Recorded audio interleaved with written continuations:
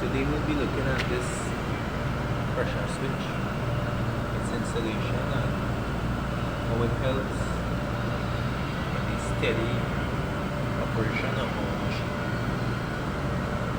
This machine usually works properly at 80 psi, between 72 psi and 80 psi. The pressure drop below the 72 psi. We usually have bad seals in our pumps. You will get bad seals on the product. So this pressure switch system was installed so when the pressure goes anywhere below 72 psi, the machine would give an alarm and it would stop. The machine would stop. So this the operation is 10 psi. Well, let me just say that this pressure switch operates at 14 psi. See here? It operates at 14 psi. Right. It operates minus 14.5 psi. Our machine runs at 80 psi. So we scale it down, we set it. When the machine is 80 psi, it would read 10 psi. So we scale it down by 8. So 10 times 8 is 80. And our low sensor alarm set at 99872. So it's 72 psi and 80 psi. It's scaled down to this sensor, pressure switch. So our 10 psi here, if it was to go below the 9, right, machine would stop and it gives a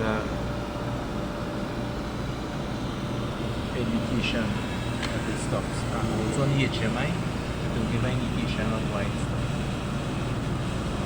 Right? So guys, in any event that we have any low pressure, any machine will normally run at 10 psi. And anytime it drops below that 9 psi, the machine will cut off automatically. This is how it was. This is how it was integrated into the system. From the main supply coming into the machine, this is the supply coming out to the other parts. We take this going to the manifold on the machine. So we take a cut into here. You run that through through a valve, this valve here. Run through this valve, step it down, and it's going straight to the pressure switch here. Straight to the pressure switch here. Okay? So that's how this gets supplied. Getting supplied straight from the machine. Just before the manifold, so you can have a strong supply, straight run through a valve and it comes into this pressure switch here. Right? This is our 24 volts pressure switch. This is our 24 volt revolving light. So to wire up all those, we would be using this 24 volt relay. So what we did was took 24 volts from this power supply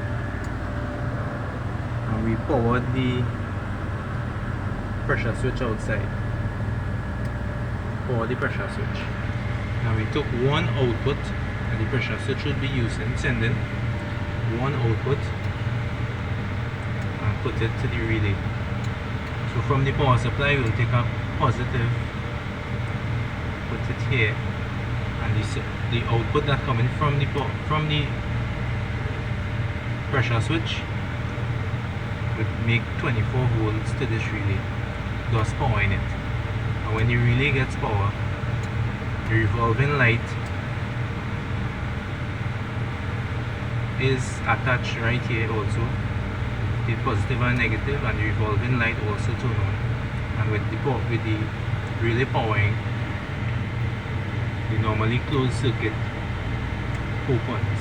Now this was wired directly to the E-stop, in series with the E-stop. So as soon as this opened, the machine cut off. Right? So that is how this operated. Signal come from the pressure switch. As soon as it detects the low pressure, it sends a signal, complete the circuit here, powers the relay, cut this switch, open the circuit, and we have the machine was shut down and the revolving light would come on. That would indicate that we have a low pressure supply in our system, right? So again, we'll have to do another video showing you the programming of this. Gotta set it up to work how you want it to work. So I'll do another video showing exactly how this was programmed to work for this installation.